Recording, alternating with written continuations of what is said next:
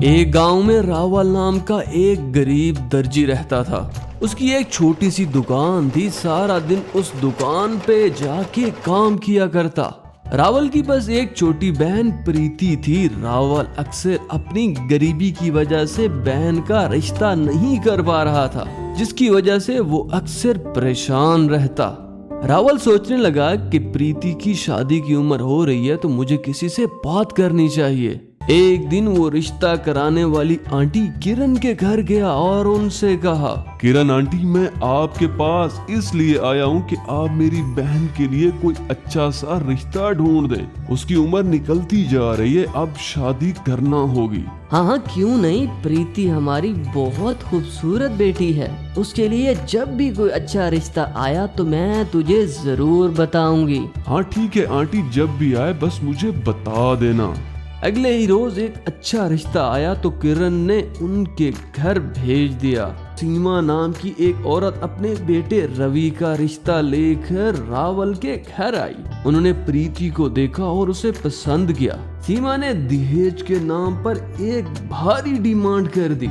देखो रावल, तुम्हारे घर में कोई और बड़ा नहीं है, इसलिए मैं दान दहेज की बात तुमसे ही कर रही हूँ। मेरे बेटे ने शहर जाके पढ़ाई की है। वैसे भी रवि मेरा लाखों में एक है, जबकि वो जॉब भी करता है। तुम मेरे बेटे जैसे हो, लेकिन दान दहेज का तो बनता है ना। जी आंटी, जो आप कह रही हैं वो ठीक है। मुझ गरीब भाई से जितना बांध पड़ेगा तो मैं उतना करूँगा। वैसे क्या डिमांड है आपकी? तो फिर ठीक है, हमारी डिमांड कुछ ये है।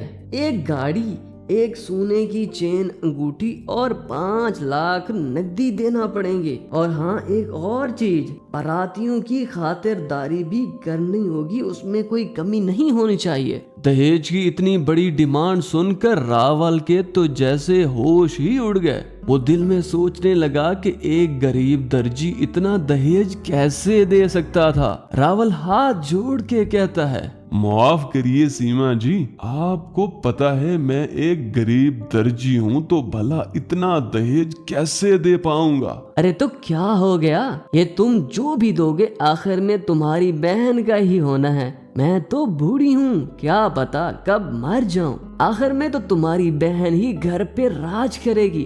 वैसे भी हर भाई अपनी बहन के लिए ऐसा तो करता है, कौन सी नई बात है। सीमा बहुत चालाक औरत थी।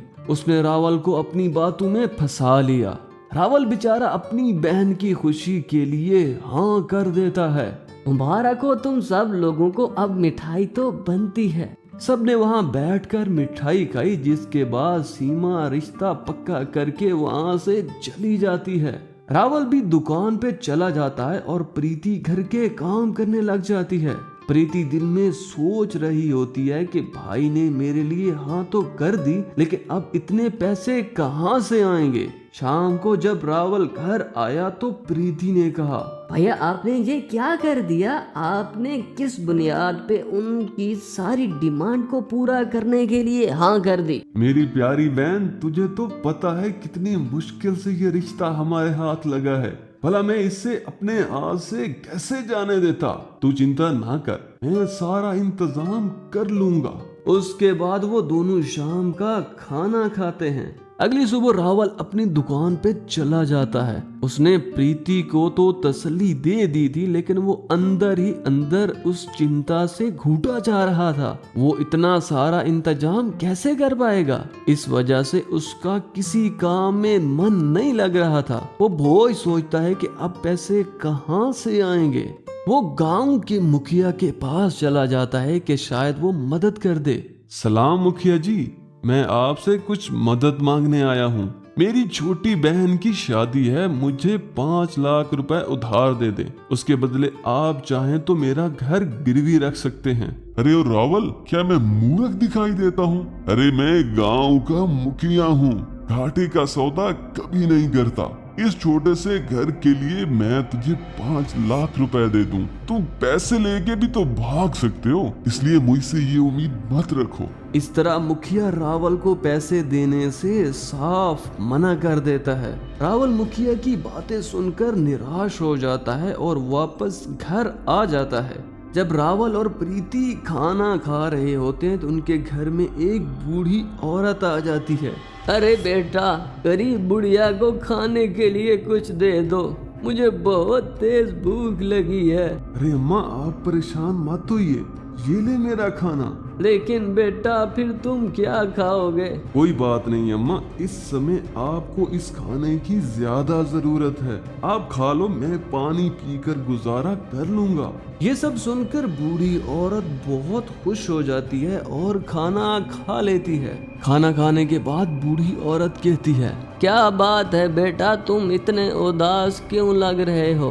रावल अपनी बहन की शादी की सारी परेशानियों के बारे में उस बूढ़ी को बता देता है। सुनो बेटा, ये लो कपड़ा, इसे तुम अपनी बहन के लिए सुंदर सा गाउन सिलना। ये एक जादुई कपड़ा है, वो तुम्हारी हर एक इच्छा को पूरा करेगा। इतना कहकर वो बूढ़ी औरत वहां से चली जाती है। रावल वो कपड़ा लेके सीधा अपनी दुकान पे जाता है और पूरी रात लगाकर गाउन सिलता है। सुबह होते ही वो गाउन लेकर घर वापस आ जाता है। घर वापस आकर वो प्रीति को आवाज लगाता है, कहाँ हो तुम, जल्दी बाहर आओ। अरे भैया, क्या हुआ? आप इतने खुश नजर आ रहे हैं। अरे प्रीति, तुम यहीं रुको, ये देखो जादू वाला गाउन, इसे हम जो भी कहेंगे ये करके देगा। अरे मेरे जादू के गाउन, मुझे पैसों की बहुत जरूरत है, मुझे बहुत ज्यादा पैसे ला के दो। उस गाउन से रोशनी निकलती है, फिर एक बड़ी गड्डी पैसों की भी आ जाती है। तुम्हारा बहुत शुक्रिया गाउन, आज एक गरीब भाई अपनी बहन की शादी बड़ी धूमधाम से कर पाएगा। अच्छा गाउन, अब ये करो कि मेरे घर को सजा दो। उसका घर भी सज जाता है। बस उस गाउन की वजह से रावल अपनी बहन की शादी में कोई कसर नहीं छोड़ता।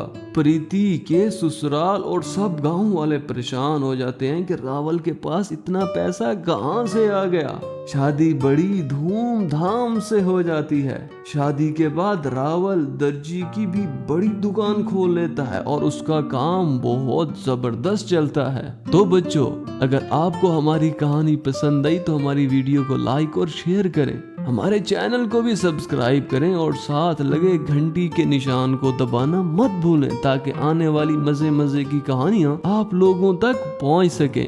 Bye bye.